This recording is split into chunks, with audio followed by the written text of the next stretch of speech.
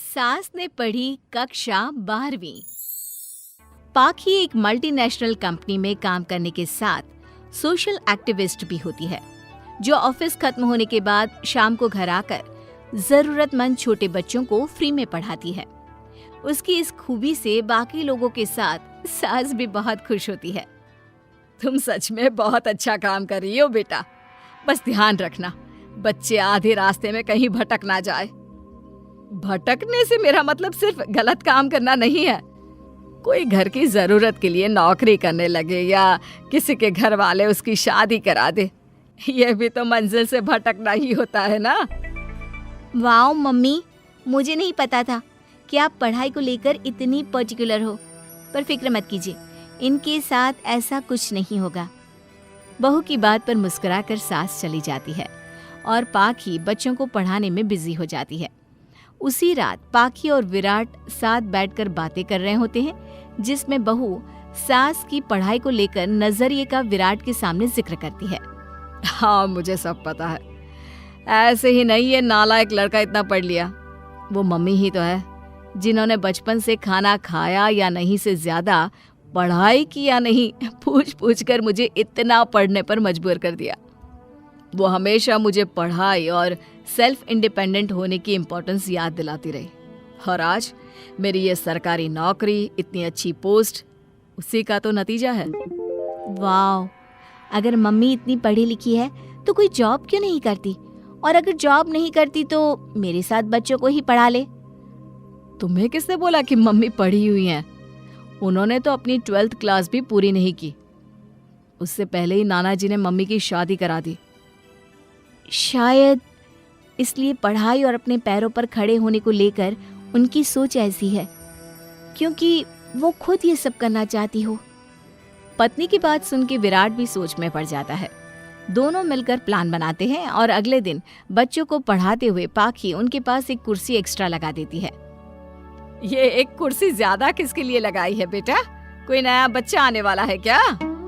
हाँ जी, आज से मेरी एक नई बच्ची मेरे पास, यानी कि मेरी सास, दोबारा पढ़ाई शुरू करने वाली है। अरे क्या पागल जैसी बात कर रही है? भला ये भी मेरी कोई उम्र है बच्चों के बीच बैठकर पढ़ने की? तू बस ना इनके भविष्य पर ध्यान दे, मुझ पर नहीं। मम्मी, सीखने की कोई उम्र नहीं होती, बस इच्छा होती है, और मुझे पता है कि आपके अंदर वो इच्छा आज भी जिंदा है। अरे तू बस अपने काम और इन बच्चों पर ध्यान दे। यहाँ बस सबको बोलने से मतलब है, किसी को नहीं सोचना। अगर बात बाहर निकली तो समाज क्या सोचेगा और परिवार का कितना नाम बदनाम होगा। मम्मी, आपने पापा और इस परिवार के बारे में बहुत सोच लिया। सबकी खुशियों के लिए अपने सपने बहुत कुर्बान कर दिए। अब ये वक्त अपने पर ध्यान देने का है। और जिस समाज की आप बात कर रही हो ना, उसकी तो आदत है हर कामयाब होते इंसान पर पत्थर मारने की। बेटी को भी बहू का साथ देते देख सास गुस्से में अपना सर पकड़कर बड़बड़ाते हुए वहां से चली जाती है। ये स्टूडेंट थोड़ी जिद्दी है, पर इन्हें मैंने 12th क्लास पास नहीं कराई तो मैं भी अपनी सास की बहू नहीं। ये देखने में तो मजा ही आ जाएगा।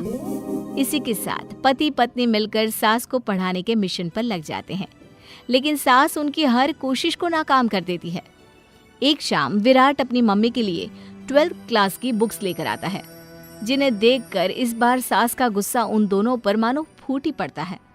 अरे तुम दोनों का दिमाग खराब हो गया है क्या, जो ये बेवजह की जिद पकड़े बैठ गए हो? मैंने एक बार बोल दिया ना, मुझे कोई पढ़ाई नहीं करनी।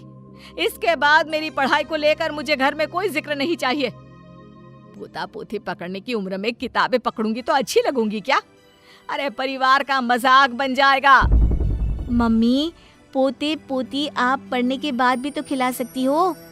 और रही मजाक बनाने वाले लोगों की बात, तो उनके पास खुद का कोई सपना होता नहीं, इसलिए दूसरों की उड़ान रोकने की कोशिश करते रहते हैं। बस एक बार माँ, आप कोशिश तो करो। अगर अच्छा नहीं लगा तो हम दोबारा कभी नहीं बोलेंगे।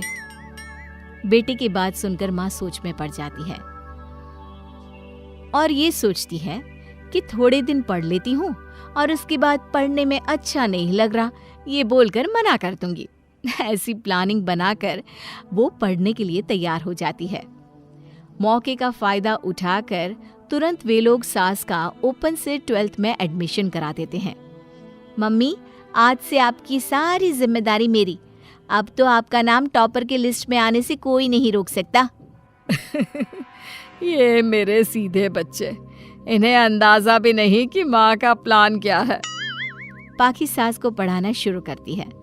दिन बीतते हैं जिसमें धीरे धीरे सास भी कंफर्टेबल होने लगती है, लेकिन फिर पाखी एक सब्जेक्ट पढ़ने के लिए ट्यूशन जाने का सजेशन देती है, जिस पर बहुत गुस्सा, ड्रामा करने और पाखी के लाख बार मनाने के बाद एक बार फिर सास तैयार हो जाती है।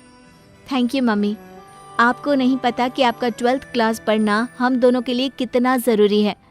अब ये सिर्फ आपका नहीं, हमारा सपना भी बन गया है। बहू की बात सुनकर सास अपने प्लान को लेकर सोच में पड़ जाती है। अगले दिन पाखी सास के साथ उन्हें ट्यूशन छोड़ने जा रही होती है, जहाँ रास्ते में पड़ोस की कुछ औरतें बैठी मिलती हैं।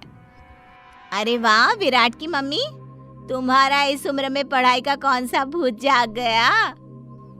बहू को बोलो कि पोता पोती दे दे और बच्चों के साथ खेलो। अरे क्या उनके बीच बैठकर अपनी खिल्ली उड़वाने चल पड़ी? आंटी जी, जब सरकार या भगवान ने सीखने की कोई उम्र नहीं रखी तो आपको क्या दिक्कत है? अरे देखो तो जरा, बहू की जुबान कैसे कैंची जैसी चल रही है। अब सास घर संभालने की जगह इन सब चीजों पर ध्यान रखेगी तो बहू के तो ये हाल होने ही है ना। देखा बहू, इसलिए बोलती थी, अरे खाली दिमाग वालों से बहस नहीं करनी चाहिए, क्योंकि वो जब भी मुंह खोलेंगे गू ही बोलेंगे। उदाहरण तो तुमने अभी देख लिया। वैसे बहन, मैं तो अपना सपना पूरा कर लूंगी, लेकिन क्या यहाँ बैठकर पंचायत करने के अलावा तुम लोगों का कोई दूसरा सपना भी है? सारी औरतें चुप हो जाती हैं और सास बहू चले जाते हैं। अब सास के अंदर पढ़ने की इच्छा जाग उठती है और वो अपना प्लान छोड़ मन लगाकर पढ़ाई करना शुरू कर देती है।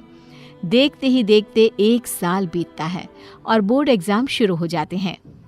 मम्मी, एग्जाम के लिए जाने से पहले जल्दी से ये दही शक्कर खा लो। अरे चल पागल, ये सब बच्चों के लिए होता है। अभी आप भी हमारे लिए स्कूल में एग्जाम देने वाली बच्ची ही तो हो। बच्चों का प्यार देखकर सासू माँ खुश हो जाती है और दही शक्कर खाकर विराट के साथ घर से निकल जाती है, जो मम्मी को एग्जाम सेंटर पर छोड़ ऑफिस चला जाता है। इसी तरह समय बीतता है और एग्जाम खत्म होने के बाद देखते ही देखते रिजल्ट भी आ जाता है। मेरी टॉपर माँ, तुमने तो तहलका मचा दिया। हर तरफ तुम्हारे ही चर्चे हैं। घर वाले ये खुशी मना रहे होते हैं कि वही औरतें उनके घर आती हैं। अरे पंचायत की टोली, आज मेरे घर कैसे? बस तुम्हें सॉरी और थैंक यू बोलने आए हैं। उस दिन तुम्हारी बातों और आज तुम्हारे काम ने हमें ये सिखाया कि सपने पूरे करने की कोई उम्र नहीं होती। इसलिए अब हम भी शादी, परिवार, बच्चे और न जाने कितनी वजहों से अधूरे छूटे सपनों को पूरा करेंगे बहन जी।